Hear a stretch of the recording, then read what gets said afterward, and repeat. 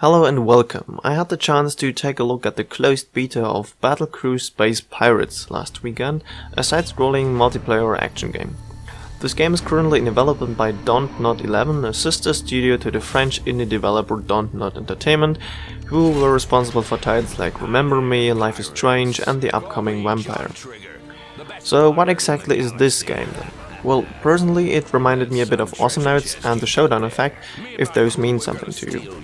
BATTLECREW Space Pirates is a side-scrolling PvP game with a sci-fi pirate theme, as the name suggests. Two teams of 4 players are trying to collect the gold from a point on the map and return to their base. Going after the objective is of course as much of a valuable strategy to assure victory as is killing of the enemy team to prevent them from scoring. The amount of gold you can carry depends on your character. In addition to this Gold Rush mode, there was a 2 vs 2 Team Deathmatch mode. BATTLECREW is a multiplayer only game and only offers online battles, so no split screen or local multiplayer. Let's go over the ups and downs of the game then to take a closer look at what Space Pirates currently offers. Fitting to the silly setting, the game is pretty colorful, using vivid and bright colors for effects and lights. This goes so far as that during fights you sometimes lose sight of what's actually going on, also thanks to the high speed of the game. The graphics are nice though, there's a great attention to detail in regards to the maps, and even the backgrounds are slightly animated. And since I'm already talking about the looks, the so far 4 heroes also are silly enough to fit the setting. You got the Sharkman Tiburon armed with a sword, the Tiger Jengar with blades on each arm, the young lady Comet with 2 blasters who looks like Harley Quinn in space, and finally the soldier John Trigger armed with a rifle, the probably most boring character out of the 4 in regards to their looks. These guys are supposed to be crazy pirates, so I suppose that works. Each of them features a certain set of abilities. Comet, for example, can lay mines and temporarily boost her speed. Tiburon can spawn walls to trap enemies and use a jetpack to maneuver across the map. Each character also features an especially devastating ultimate. Right now you can see Comet's Supernova skill. The heroes level up separately by playing, unlocking additional skins, voice lines and emotes.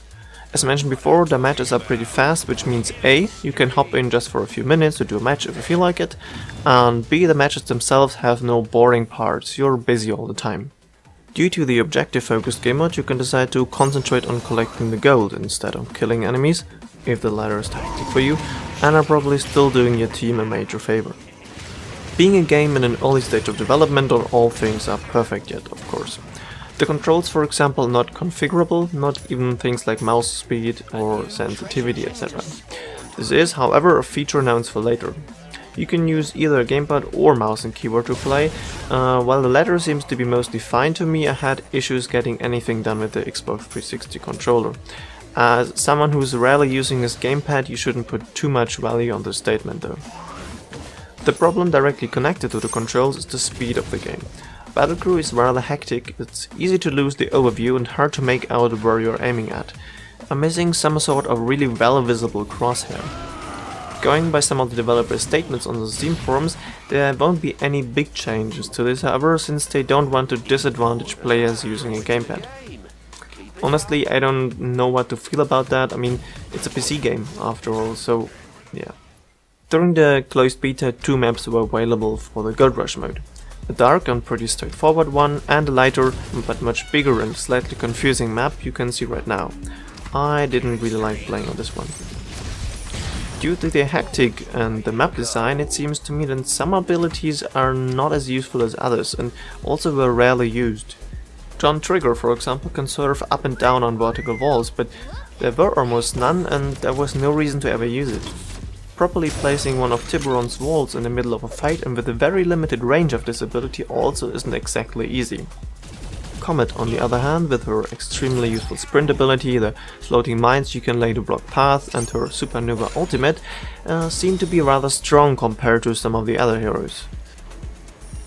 Collecting and turning in gold requires you to mash the E key. That's not a major issue but feels strange for a PC game. There also was the issue of the game only showing you the Xbox controller prompts for each action, but the X button on the controller sometimes referred to the E key on the keyboard and sometimes to the X key. That was a little bit confusing. The AI of the bots also had some issues and getting stuck in certain corners of the map, for example. All these are things, however, which can easily be resolved with patches and balance updates.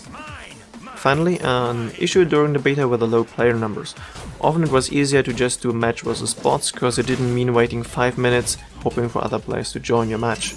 So don't get confused if you see a lot of pirate bots in the video footage. And now for the interesting questions. What exactly are Dontnod 11's plans for the early access phase? The game itself is supposed to launch rather soon, at the end of January.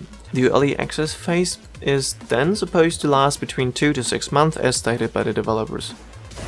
With a price of not more than €10, it certainly will be an affordable game, even if they announced an increase for the official full launch later on.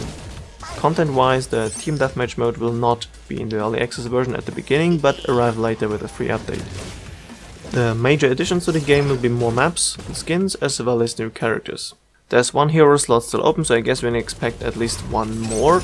Personally, I hope for more, maybe than 7 heroes in total or something.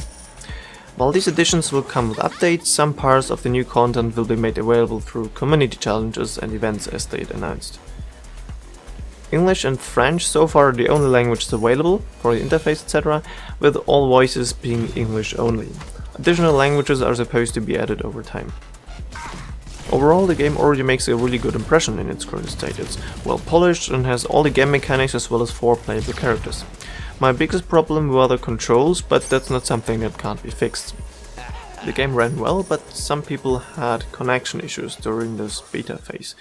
Personally, I was thrown over the game 2 or 3 times, with the game claiming it lost the connection to the servers.